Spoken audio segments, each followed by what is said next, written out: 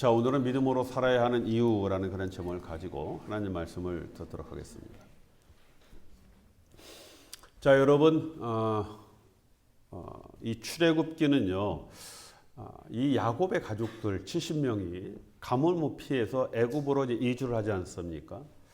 자, 여러분 여기서 이제 또 다른 새로운 이민의 삶이 이제 시작이 되게 되어집니다. 자, 여러분 여기서부터 이제 우리 출애굽기가 시작이 되어지죠. 자, 여러분 이스라엘 백성들이 가뭄에 의해서 물론 이제 애굽으로 이주를 하게 되어졌지만, 자, 여러분 이것은 단순한 지역적인 자연 현상에 의해서 시작된 일이다라고 그렇게만 생각할 수는 없어요, 그렇죠? 갑자기 가뭄이 들어서 뭐 방법이 없기 때문에 이제 애굽으로 들어갔다라는 이제 물론 이제 자연 현상에 의한 이주가 됐지만 모든 것들이 다 그것만이 원인이다라고 이렇게 말을 할 수는 없다라는 그런 얘기죠.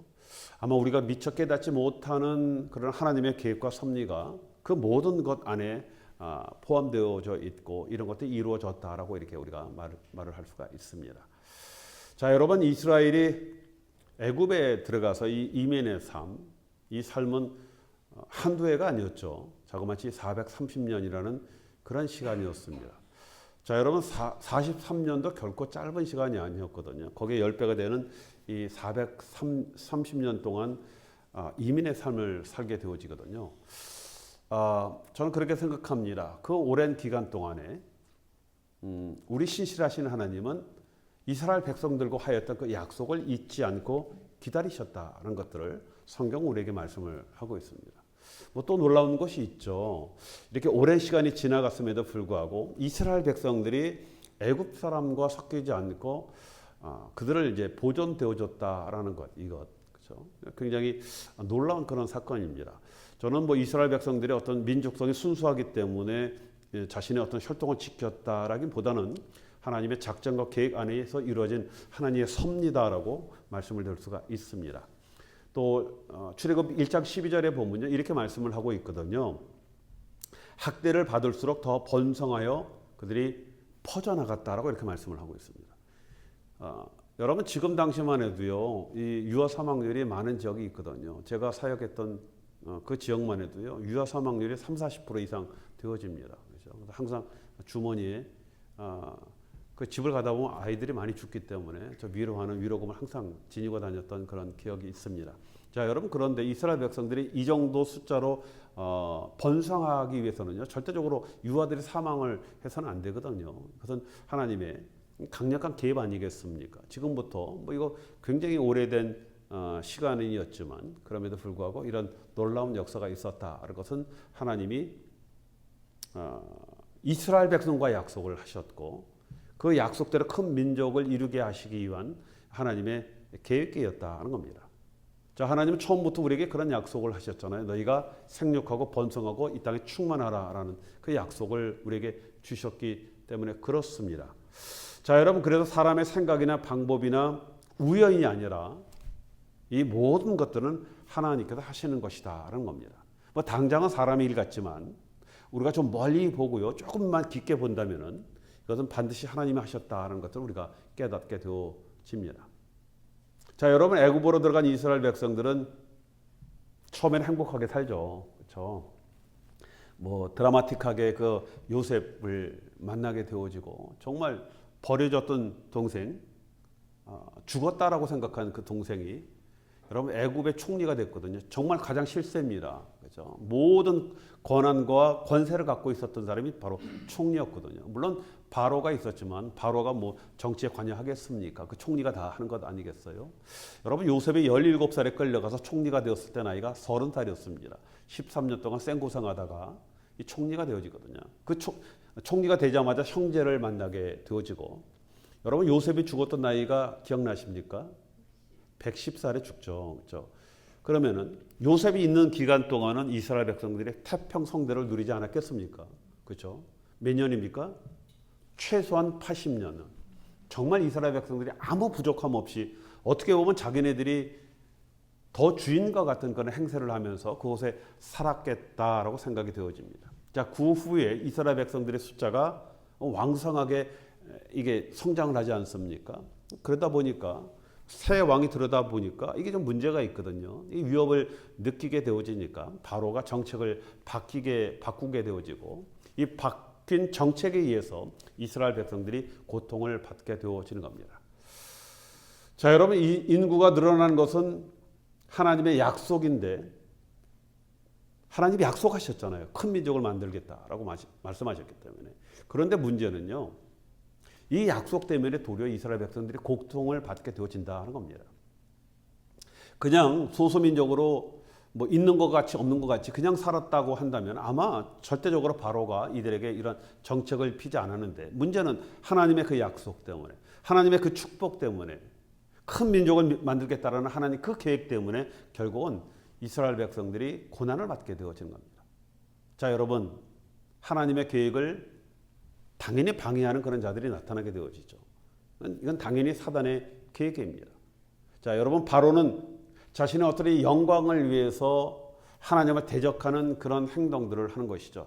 자신의 권세를 이루기 위해서 민족들이 번성하면 안 돼라고 해서 어떤 사단적인 그런 행동을 하게 되어지는 것입니다. 자, 여러분, 그러나 우리 하나님께서는 비록 사단들이 이런 행동들을 한다 하더라도 도리어 이런 사단의 계략을 역이용하셨다라는 거예요. 자, 여러분, 인구를 줄이기 위해서 바로가 고된 노동 정책을 세웁니다. 그렇죠? 산화제한을 직접적으로 가는 것뿐만 아니라 뭐 아주 고된 노동을 노동을 시키지 않습니까? 자, 여러분, 그럼에도 불구하고 뭐 이런 일로 인해서 이스라엘 백성들에게 문제가 되는 것이 아니라 이런 바로의 혹독한 그런 정책, 이 사단의 계획이 도리어 이스라엘 백성들을 깨어나게 하는 그런 직접적인 원인이 되게 되었다는 겁니다. 그동안 편하게 살았잖아요. 그렇죠? 정말 남의 나라 들어가서 좋은 나라에 가서 거기 이민 가서 정말 부족함이 없이 정말 배부르게 먹고 안정되게 편안하게 살았거든요. 뭐 그러다 보니까 그 마음속에 어떤 문제가 생깁니까? 하나님이 없어지죠. 야, 여러분, 등 따스고 배부르고 등 따스면 뭐 당연히 뭐 옛날에 그거 다 있는 것 아니겠습니까? 그렇죠? 하나님을 잊어버리게 되어지는 거예요. 그러다가 이제 고통이 오게 되어지니까 어떻게 됩니까? 다시 하나님을 기억하고 찾고 부르짖게 되었다는 겁니다. 여러분, 바로는요, 도리어 이들을 어떻게든지 억압시키려고 했는데 도리어 그들에게 그 어떤 잠자는 어떤 믿음의 그 영혼들을 다시 깨우게 하는 그런 원인이 되게 되었다는 겁니다. 자, 여러분, 그래서 출애굽기 2장 24절에 보면요, 하나님께서 이들이 고통 속에서 하나님을 찾는 소리를 들으셨다. 이들이 깨어나서 그 고통 때문에 하나님을 부르셨을 때 그 하나님은 그 백성들의 고통 소리를 들으셨죠. 그동안 못 들었다라는 것이 아니라 하나님 보실 때 이들이 인제서야 나를 찾고 부르짖는구나 라는 하나님의 어떤 응답 아니겠습니까? 기뻐하시는 그 마음 아니겠어요? 그리고 하나님이 바로 뭐라 하십니까? 언약을 기억하셨다. 저들과 맺은 그 약속을 하나님은 잊지 않고 기억을 해내신 것이다 라는 겁니다. 하나님 보시기에 이제 때가 됐다라는 거예요. 그렇죠? 자, 여러분, 만일 이스라엘 백성들이 이런 고통이 없었다라고 한다면은 과연 이들이 하나님을 찾았을까? 그렇죠? 절대적으로 하나님을 찾으려고 하지도 않고 절대적으로 애굽에서 나오려고 하지도 않았을 거거든요. 이스라엘 백성들은 알고 있었습니다. 하나님이 약속한 젖과 꿀이 흐르는 그 약속의 땅이다라고 얘기하지만 그게 바로 지척이거든요. 얼마 걸리는 거리가 아니에요. 걸어가면 며칠이면 갈 수 있는 그런 거리이기 때문에 그 소식과 상황을 다 알고 있는 그런 상황이거든요. 결코 가고 싶은 그런 마음이 없었습니다. 애굽이 좋았거든요. 자, 여러분, 우리도 때로는 고난과 또 여러 어려움 때문에 또 하나님 원망할 때가 많이 있죠. 그렇죠? 그리고 우리 인생에 큰 문제가 생긴 것 같고 뭐 이것이 다 끝난 것 같이 그렇게 여겨질 때가 있습니다. 자, 여러분, 그래도 우리가 하나님 믿음 안에 있다라고 한다면 이것이 바로 하나님의 인도하심의 시작이 되어진다는 것이죠. 그렇죠? 하나님은 대부분 보면은 이런 변화를 통해서 하나님 역사하시고 움직이게 하시고 우리가 움직이도록 그렇게 하신다는 겁니다. 여러분, 우리는요, 변화 없으면 절대적으로 안 움직입니다. 그렇죠? 자, 이스라엘 백성들이 비로소 하나님을 찾자 하나님이 움직이기 시작을 하시는 거예요. 하나님을 찾아야 하나님이 움직이십니다. 그래서 하나님은 다시 모세를 선택했고 그 모세를 애굽에서 40년 동안 또 광야에서 40년 동안 훈련시키면서 그를 민족적 지도자로 세우게 하시고 애굽으로 보낸 것 아니겠습니까? 자, 그리고 모세를 통해서 하나님이 10가지 재앙을 애굽 땅에 내리십니다. 그러면서 이런 재앙을 내리셨겠어요? 딱 한 가지입니다. 누가 하나님인가? 누가 진정한 하나님인가를 하나님은 보이시는 거예요. 이스라엘 백성들이 잊었거든요. 그동안 자신의 하나님. 440년 동안 편하게 살다 보니까 내 하나님이 어떤 분인지 기억이 안 나는 거예요. 자, 여러분, 이런 재앙은요, 바로에게만 보이기 위한 그런 재앙은 아니었습니다. 이스라엘 백성들에게 하나님의 존재를 나타나기 위한 또 거기에 더 의미가 있다라고 볼 수가 있습니다. 그래서 여러분, 이 10가지 재앙은 애굽에 대한 심판이라는 어떤 그런 관점보다는 하나님께서 이스라엘 백성들을 정말 사랑하셨기 때문에 그들에게 보여준 하나님의 표적이다라고 우리가 해석을 해야 되는 거죠. 그렇죠? 자, 여러분, 문제는 하나님의 약속을 잊지 않았다 하는데 백성들은 그 약속을 잊고 있었다는 거예요. 하나님은 안 잊으셨는데 백성들은 잊었다라는 것에 문제가 있는 겁니다. 오랫동안 애굽에서 종으로 살면서 이스라엘 백성들은 하나님에 대한 그 믿음이 막연한 그냥 신앙으로 갖게 되어 있는 거예요. 애굽에도 많은 우상들이 있지 않았습니까? 그렇죠?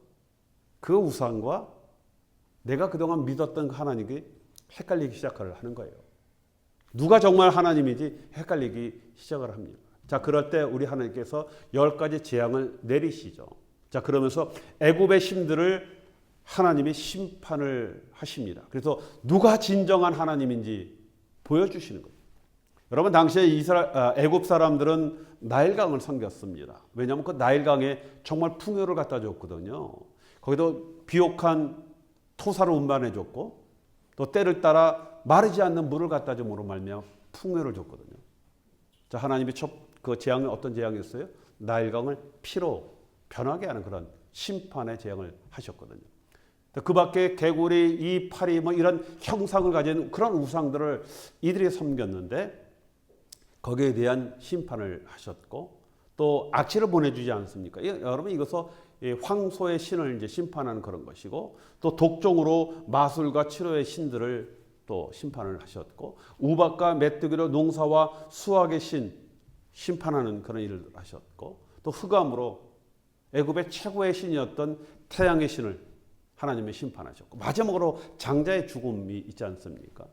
자, 여러분, 바로를 당시에는 이건 신으로 섬기지 않았어요. 그렇죠? 하나님이 그 장자의 그 바로를 섬기는 그 대를 딱 끊어버리심으로써 누가 진정한 하나님이신지를 하나님께서 이스라엘 백성에게 보이셨다는 겁니다. 당연히 애굽 사람에게도 보였지만 애굽에게는 심판이었지만 이스라엘 백성에게는 살아계신 하나님이 누구인지 보이시는 증거가 되게 되었다는 겁니다. 자, 여러분, 이스라엘과 애굽 사람만 이런 하나님의 심판을 보셨겠습니까? 주변에 있는 모든 민족들이 이 하나님이 참 하나님이다라는 것들을 보이시는 그런 역사적인 사건을 베푸셨다는 거죠.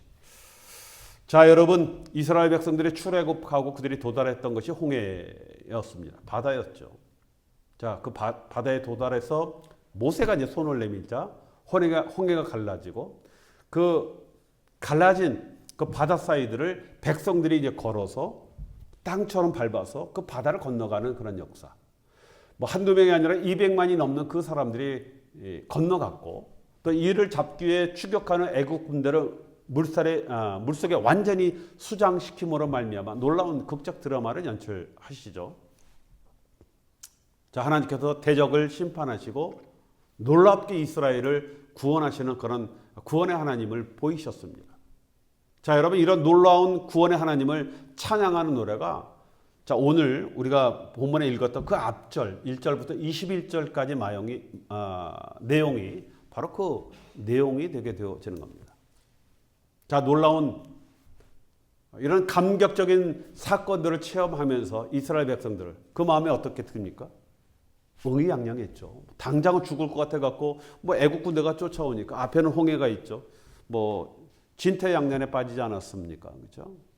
그런 상황에서 하나님께서 그 정말 스펙타클하게 그 200만이 건너갈 정도로 바다가 갈라졌다라고 한다면 여러분 어떻게 갈라졌겠습니까? 그렇죠?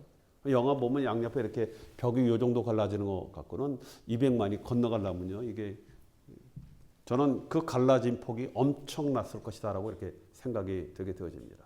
그리고 그 애국 군대가 쫓아왔을 때 한꺼번에 수장되어지려면요. 이게 좁으면요. 다 수장이 안 됩니다. 한꺼번에 들어가야 이게 수장이 되기 때문에. 자, 백성들이 예상하지 못했던 그런 일들을 보이시죠. 자, 이렇게 해서 이스라엘 백성들이 애굽을 건너서 그 다음에 도착한 것이 수르 광야였어요. 애굽에 나와서 홍해를 건너서 도착한 것이 바로 수르 광야였다는 겁니다. 자, 그런데 이곳에 들어가서 이스라엘 백성들이 예상하지 못한 그런 사건들이 이제 발생을 하게 되어지는 것입니다. 오늘 말씀해 보니까 사흘길을 걸었다. 이게 나흘이 아니라 사흘입니다. 미국에 우리 오래 살다 보면 사흘길 걸으면 그 4일로 기억하는데 4일은 나흘입니다. 나흘. 3일입니다. 3일 정도 걸었는데 이게 물이 없는 거예요. 그렇죠? 뭐 애국 군대가 쫓아와서 홍해를 건너다 보니까 얼마나 허겁지겁 건넜겠습니까? 뭐 여유 있게 건넜겠어요? 그렇지는 않겠죠. 그렇죠? 대적이 쫓아오는데 물론 바다가 갈라지는 놀라운 기적이 있었지만 아마 백성들이 급한 마음으로 건너고 뭐 불필요한 거 막 다 버리면서 건너지 않았을까라고 생각이 되어집니다. 200만의 사람들과 그 가축 수많은 정말 가축들이 함께 건너갔으니까 한 3일 가면 당연히 물이 떨어지는 건 당연한 것 아니겠습니까? 물을 제대로 먹지 못하니까 당연히 백성들이 괴로움에 처해 있겠죠. 자, 그런 와중에 백성들이 어디에 도착합니까? 오아시스를 발견한 거예요. 뭐 알았겠죠. 어디쯤 가면은 거기에 오아시스가 있는데 거기에 물이 있다라는 그런 기본적인 정보는 당연히 있을 것이다라고 생각이 되어져요. 자, 그래서 이스라엘 백성들이 그 많은 백성들과 짐승들이 가서 그 오아시스에 환호성을 지르면서 달려가서 그 물을 딱 먹어보니까 어떻게 돼요? 물이? 이게 쓴물입니다. 그렇죠? 자, 여러분 그래서 이게 너무 쓰다 보니까 이 물을 먹을 수 없는 그런 물이 되어진 겁니다. 자, 여러분 그래서 이 쓰다라는 이름이 마라라는 그런 의미가 갖기 때문에 그것 지명을 이제 마라라고 이렇게 이제 정하지 않겠습니까? 자, 여러분 뭐 난리가 난 거예요. 백성들이 난리가 났습니다. 물이 없으니까 큰 곤란에 빠진 것 아니겠어요? 차라리 먹을 게 없으면 뭐 금식하면 되거든요. 뭐 일주일 뭐 어떤 분들은 뭐 40일씩 이렇게 금식하시는데 우리 예수님도 금식하지 않았습니까? 근데 여러분 물이란 거 한 일주일도 못 갑니다. 며칠만 가면 다 탈진해서 죽게 되어지는 그런 곤란에 빠지게 되어지죠. 자, 여러분 문제는 백성들이에요. 당장 자신에게 어려움이 오자 이걸 참지 못하는 겁니다. 여러분 바로 3일 전에 3달도 아니에요. 3주 전도 아닙니다. 딱 3일 전에 그 엄청난 하나님의 기적의 하나님을 백성들이 봤거든요. 그런데 딱 3일이 돼서 이걸 성경에도 이 작심삼일이 나오는 것 같아 보니까 그렇죠. 원망이 나오는 거예요. 모세는 원망합니다. 하나님은 보이지 않으니까 하나님은 원망할 수는 없고 이 모세가 타겟이 된 것 아니겠어요. 그렇죠? 자, 여러분 사람들은요 항상 자기 중심적으로 생각을 해요. 일반 군중들은요 자기 중심적입니다. 그렇죠? 조그만 불편이 오거나 불이익을 오면요 이걸 못 참는 거예요. 그렇죠? 그나마 편히 먹고 마실 수 있었던 애굽에서 나온 것 이걸 후회하는 것 아니겠습니까? 그렇죠? 하나님이 거기서 해방시켜주고 하나님 앞에 살려달라고 그렇게 하나님 앞에 부르짖을 때는 언제고 그 놀라운 그 대적을 다 하나님 몰살시키고 그 홍해를 건너오셨는데 당장 물 때문에 그 아무것도 아닌 것 때문에 그렇죠? 그 불과 며칠 전에 일어났던 그 구원의 하나님을 체험하면서 그 광대한 계획과 구원을 보았음에도 불구하고 물이 없자 원망이 터져나오기 시작을 했다는 거예요. 이들만 그럴까요? 그렇죠? 뭐 돌아보면 뭐 똑같잖아요. 저희들도. 만약에 저희들이 그 안에 있었으면 더 심하게 원망하지 않았을까라고 생각이 되어집니다. 가뜩이나 우리 목소리 크잖아요. 그렇죠? 뭐 주동 잘 쓰잖아요. 그렇죠? 자, 여러분 이렇게 되어지자 모세는요 하나님께 부르짖습니다. 자, 그러자 하나님께서 모세에게 대답을 하셨고 그 다음에 지시한 대로 나뭇가지를 물에 던짐으로써 물을 단맛으로 변하게 하는 그 사건. 자, 여러분, 그 사건이 오늘 저와 여러분들이 읽었던 본문의 말씀의 내용입니다. 좀 장황하죠. 그렇죠? 자, 여러분, 출애굽은요, 이스라엘이 애굽에 나와서 광야 생활을 거쳐 가나안에 들어가는 단순한 이스라엘의 구원과 해방의 사건만이 아니에요. 그렇죠? 하나님께 이렇게 구원하셨다. 그 사건으로만 끝나는 것이 아닙니다. 우리 인생들, 저와 여러분들이 사단의 손에서 구출되어 주고 우리가 살아가는 이 인생의 광야를 어떻게 지나고 영원한 천국인 가나안 땅에 입성하기 전까지 우리 인생의 여정을 말씀을 하시는 겁니다.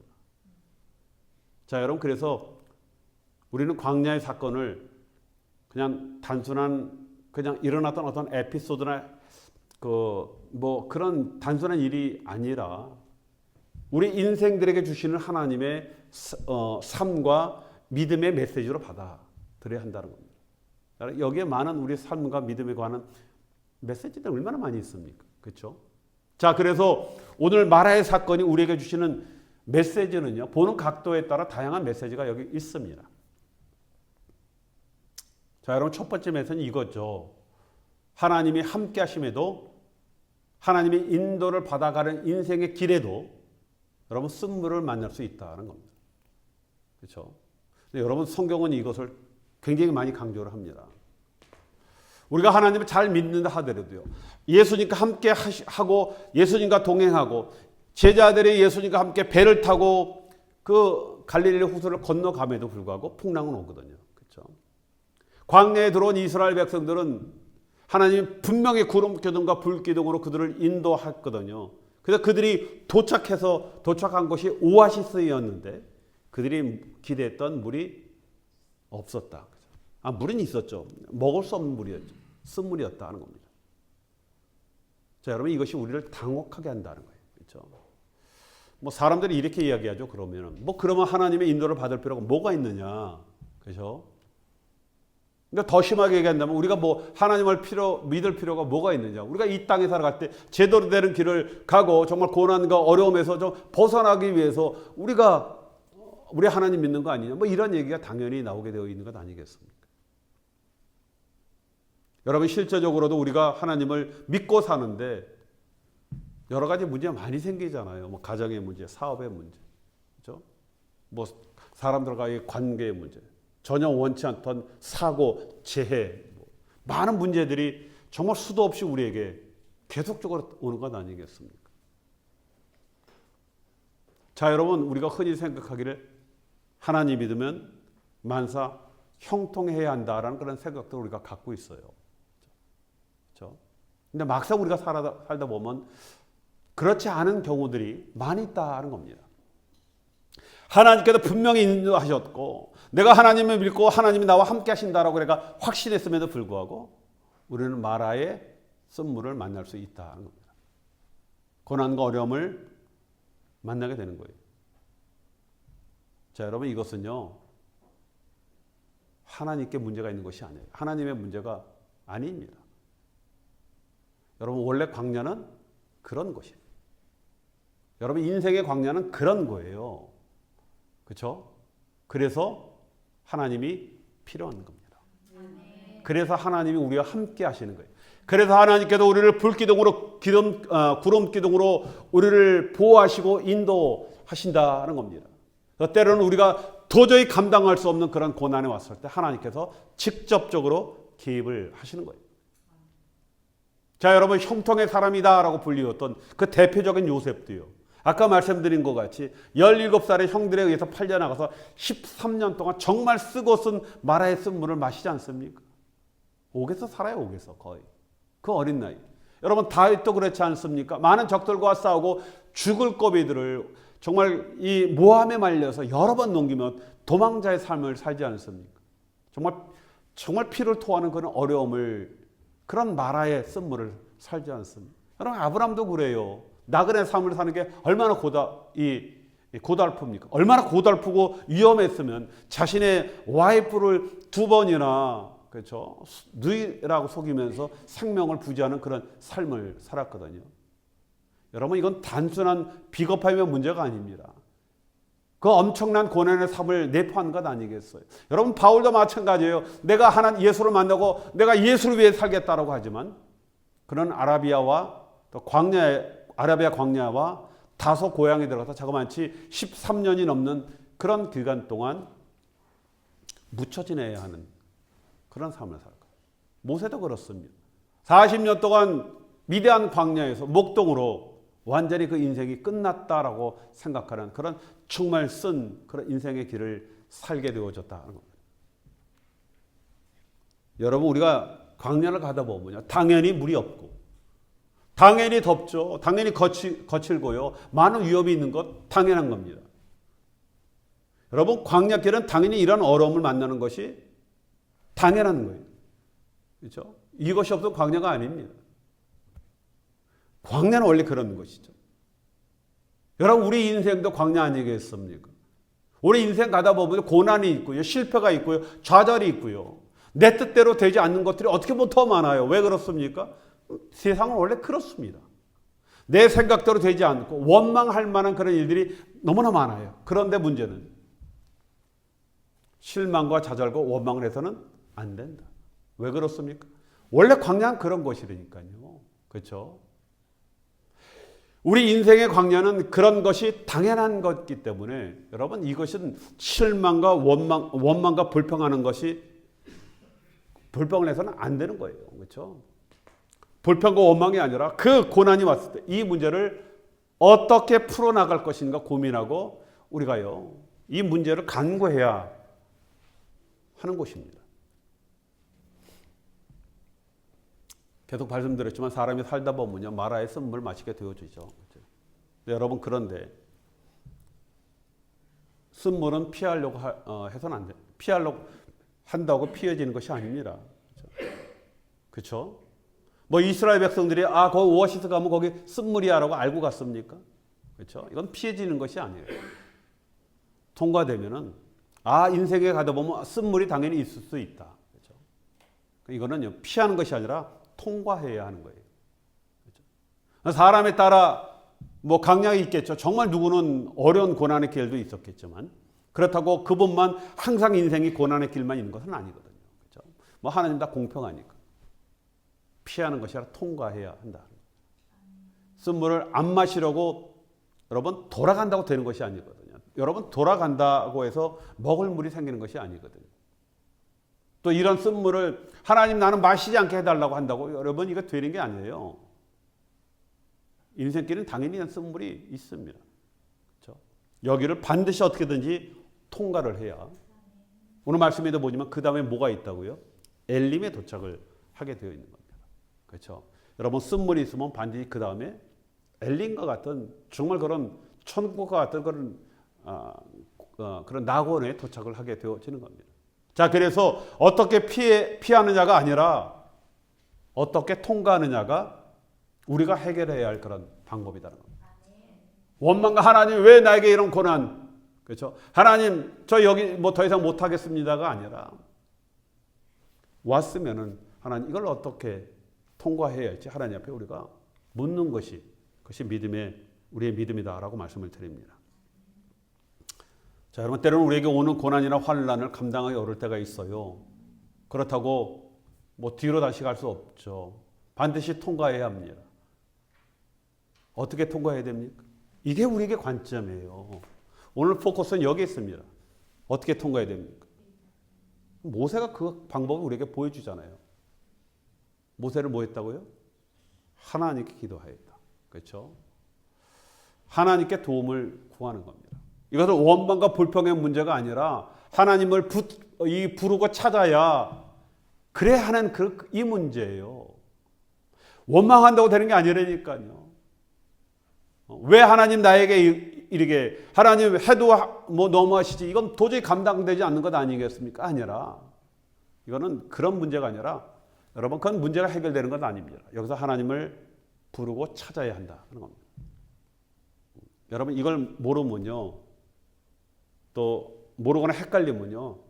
정말 생고생하는 거예요. 그렇죠? 여러분 이거 모르면요. 고생하다 여러분 이 나중에 깨닫게 되면 그 고생한 인생이 얼마나 아깝습니까? 자, 여러분 백성들 중에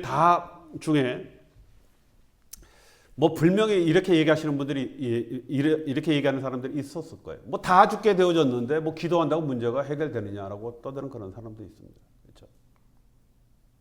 이게 지금 기도한다고 될 문제야? 뭐 그렇죠. 이제 우리 여기까지 이제 다 죽게 됐는데 아마 모세에게 아마 그렇게 백성들이 달겨들지 않았을까. 그렇죠? 근데 모세는 딱 알아요. 이 방법밖에 없다라는 거. 여러분 아십니까? 다른 방법 없어요. 아무리 여러분 얘기해봐도 이 방법밖에 없습니다. 여러분 이것을 아는 것이 믿음이에요. 그래서 모세는 실제적으로 무릎 꿇고 하나님 앞에 기도를 합니다. 자, 그래서 하나님께서 해결을 하시는데, 자, 여러분 하나님께 어떻게 해결하셨습니까? 갑자기 쓴물로 기도했으니까 알았어라고 쓴물을 단물로 싹 바꾸십니까? 근데 하나님은요, 해결하실 때 절대적으로 그 방법을 사용하지 않는다는 거예요. 결국 계속적으로 우리의 믿음의 행동을 하도록 그렇게 하시는 겁니다. 딱 방법을 가르쳐 주셨는데, 그렇죠? 어떻게 하라고요? 나무 주워다가 던지라. 그 얘기입니다. 그렇죠? 여러분 무리바에서도 나중에 가다 보면 물 때문에 또 문제가 생깁니다. 광야니까 당연히 물 때문에 문제가 많이 생기죠. 그 엄청나게 많은 그런 사람. 여러분 광야에서 그 수십만 되고 수십만이 되어지는 그 짐승들의 물을 먹여야 되는데 이 문제 어떻게 해결되겠습니까? 땅에서 뭐 우물 판다고 되겠습니까? 그게 여러분 우물 판다고 수십만 또 수백만 되는 그 가축들이 그 우물에서 길어서 먹이겠습니까? 길어 먹이다 보면 저긴 다 목말라 죽는데 그렇죠? 그런 문제가 아니에요. 이거는 물이 나와도요. 여러분 이게 강이 터져 나오시 그래 폭포수 같이 터져 나와야 해결되는 그 문제입니다. 하나님의 기적의 역사는 그렇게 하거든요. 물 때문에 기도하자 하나님이 어떻게 해야 된다고요? 그렇죠? 저절로 땅을 퐁 터뜨려도 물 나오게 하지 않았어요. 하나님께서 명령하십니다. 이 믿음을 사용하라. 반석을 명하라라고 얘기하거든요. 여러분 답답하죠. 하나님 제가 지금 하나님 앞에 기도했잖아. 하나님 해결해 달라고. 근데 왜 하나님 저를 통해서 뭐 하라고 자꾸만 하십니까? 저 못해요 라고 만약에 한다면 안 되는 겁니다. 자, 여러분 하나님께서 모세에게 너 나뭇가지 잡아갖고 거기 물에다 던져. 여러분 생각해 보십시오. 그 많은 사람들이 먹어야 할 물 오아시스는 조그마한 오아시스가 아니거든요. 거기다 뭐 나무 하나 던진다고 하나님 뭐가 되겠습니까? 그런 마음이 든다라고 하면 기적은 안 이루어지는 거죠. 모세는 하나님의 말씀 무조건 순종하죠. 그렇죠? 자, 여러분 우리의 문제는 복잡하고 막히고 꼬여 있고 이거 도저히 푸는 방법이 없다라고 생각하지만 그 문제는 간단할 수 있다는 겁니다. 하나님이 해결하실 때는요. 너무나 간단했어요. 어떻게 보면 너무나 우리의 마음이 허탈할 정도로 간단했거든요. 그냥 나무 주워서 던지는 겁니다. 그렇죠? 물이 쓰든 뭐 독이 있든 그 양이 부족하든 방법은 딱 하나예요. 하나님께 기도하고 그 말씀대로 행하는 겁니다. 물론 모세와 같이 하나님께서 구체적으로 나무까지 잡아도 던져라고 얘기 안 하실 수도 있어요. 그렇지만 하나님께서 우리의 마음을 감동시키면서 우리의 행동과 우리의 생각과 우리의 발걸음들을 나도 모르는 사이에 하나님께 인도하셔서 그 문제를 해결하신다라는 겁니다. 뭐가 중요하다고요? 하나님 이 문제 해결해 주십시오라는 우리의 기도가 중요하다는 것이죠. 그리고 하나님께서 이 문제 해결하실 걸 제가 믿습니다. 그리고 하나님 아니면 이 문제 해결할 수 없습니다라는 그 믿음의 고백이 필요한 것이죠. 이러한 믿음을 사용할 줄 아는 자가 형통의 삶을 살게 되는 거예요. 우리는 하나님 저 형통의 삶을 살기 원합니다라고 우리 기도하지만 그렇죠? 이 믿음을 사용하는 자가 형통의 삶을 사는 겁니다. 자, 여러분 하나님 믿는다고 다 고속도로가 되면 얼마나 좋겠어요. 탄탄대로 쫙 열리는 그런 길이면 누가 하나님 믿지 않겠습니까? 그렇죠? 그런데 우리가 살고 있는 곳은 천국이 아니라 광야예요. 광야. 자, 누구든지 이 땅에다 광야 길을 가야 하는 겁니다. 광야 길이 싫다고 원망하고 투정한다고 되는 게 아니에요. 그렇죠? 뭐 그러면 방법이 없으니라. 뭐 거기에 죽는 수밖에 없어요. 죄송합니다. 말이 너무 거칠었는데. 자, 여러분 일단 원망을 멈추십시오. 그리고 하나님을 바라보는 겁니다. 이게 믿음이에요. 그러면 하나님이 움직이시기 시작을 하는 거예요. 자, 여러분, 어거스틴이 이런 얘기를 했어요. 고통은 동일하나 고통당하는 사람은 동일하지 않다. 그렇죠? 왜? 이게 뭔 얘기예요? 원망하는 자가 있는가 하면 기도하는 자가 있다. 그 얘기입니다. 자, 여러분 오늘 말씀을 보면 25절에 시험하사라는 말씀이 나오죠. 여러분 우리가 이런 말씀을 보면은 하나님이 시험해? 이 말씀이 시험이 돼요, 우리에게. 그렇죠? 여러분 이 말씀은 시험거리를 만들어 놓고 너희들 어떻게 하나 보시겠다. 이게 아니에요. 그렇죠? 인생을 살다 보면은 당연히 오는 시험이 너희들에게 닥치게 되어지는데 우리가 어떻게 해결하나 하나님이 지켜보신다. 그 말씀입니다. 여러분 이 말씀은 역으로 무슨 말씀이에요? 하나님은 언제든지 도우실 준비가 되어 있다. 이 말씀입니다. 그래서 하나님 이 문제 하나님 해결해 주십시오라고 우리의 믿음을 하나님 앞에 돌렸을 때 하나님은 즉각적으로 하나님께서 움직이시게 되어진다라는 겁니다. 자, 여러분 하나님은 우리가 하나님을 찾나 안 찾나 보시는 것이죠. 그렇죠? 자, 여러분 우리가 하나님을 찾지도 않는데 하나님이 그냥 알아서 도와주신다라고 한다면 공의 하나님이실까? 그렇죠? 뭐 우리가 그러면요, 뭐 믿음에 뭐가 필요 있겠습니까? 믿을 필요가 뭐가 있겠어요? 그냥 하나님 알아서 다 해주시는데 믿음이 필요 없는 겁니다. 그렇죠? 그러니까 우리가 하나님을 부르짖어야 하는 것은 너무나 믿음의 가장 중요한 원리다라는 거예요. 반드시 부르짖어야 돼요. 그래야 하나님 응답하십니다. 자, 이런 문제는요. 그런데 이스라엘 백성들은 늘 부정적이었죠. 반응이. 본문 24절에 보면요. 백성이 모세를 원망하는 것이었죠. 하나님을 원망할 수 없으니까 모세를 원망합니다. 뭐 우리도 마찬가지예요. 그렇죠? 뭐 이게 뻔한 그냥 하나님의 문제가 아닌데 우리의 문제고 뭐 인생의 문제인데 우리는 바로 하나님을 원망하는 그런 마음을 갖게 되어집니다. 자, 여러분 잠언 19장 3절에 보면 사람이 미련함으로 자기의 길을 굽게 하고 마음으로 여호와를 원망하는. 미련하니까 여러분 이건 원망의 문제가 아닌데 이게 원망하니까 길이 도리어 굽어지는 거예요. 그렇죠? 자, 여러분 모세라고 그 마음에 답답함과 원망이 없었겠습니까? 그렇죠? 자, 그러나 그는 돌아서거나 주저앉지 않죠. 그는 하나님 앞에 하나 부르짖어 기도합니다. 그렇죠? 여러분 때로는 모세도 마음이 문드러질 때가 많아요.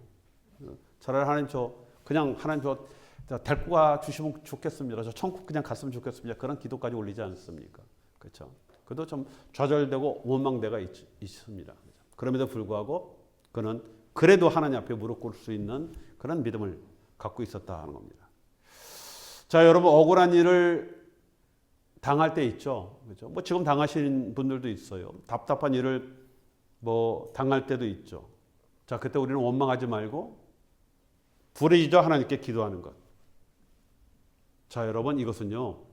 그냥 우리의 믿음의 표현 정도가 아니라 문제 해결하는 데 가장 기본되어지고 가장 중요한 첫걸음이 되게 되어지는 겁니다. 그렇죠? 기도를 해야 돼요. 그래야 하나님이 개입합니다. 자, 모세가 기업하자 하나님께서 한 나무를 지시하고 물에 던졌다라고 말씀을 하고 있습니다. 그 명령에 순종하는 거예요. 자, 그러자 그 쓴물이 단물로 변하는 그런 기적이 일어나게 되어집니다. 자, 그렇게 큰 문제라고 생각했죠. 다 죽었다라고 생각을 했는데 너무나 간단하게 문제가 해결되어진다. 여러분 하나님의 해결 방법은요. 복잡하거나 어렵거나 헷갈리는 게 아니에요. 뭐 우리나 풀려면 힘들지만 하나님은 뭐 순간적으로 모든 문제를 푸시는 것 아니겠습니까? 이해가 되지 않아도 말씀대로 순종하면 되는 겁니다. 하나님 우리가 생각지 않는 그런 방법으로 이를 해결하시기 때문에 그렇습니다. 자, 말씀을 맺습니다. 자, 우리가 고난과 실패를 두려워하거나 여러분 피하려고 하지 마십시오. 피한다고 되는 게 아닙니다. 그렇죠? 뭐 두려워하거나 걱정 근심한다고 되는 일이 아닙니다. 고난이나 어려움을 만날 때 원망하지 말고 당연한 것으로 보고 하나님께 기도하는 겁니다. 자, 이것이 믿음이고 또 해결해 나갈 수 있는 걸음이 되어지고 또 우리 인생을 여러분 좀 장기적으로 보면요. 이게 아무것도 아니거든요. 그렇죠? 당장은 죽을 것 같지만 우리가 믿음으로 기도하면서 지나가다 보면 정말 아무것도 아니었다 하는 것들을 깨닫게 되어지는 겁니다. 자, 여러분 우리가 이렇게 할 때 그러면 하나님께서 개입하시고 해결하십니다. 자, 이러한 믿음, 이러한 형통의 신앙으로 승리하는 저와 여러분이 되시길 주님의 이름으로 축원드리겠습니다. 기도합니다.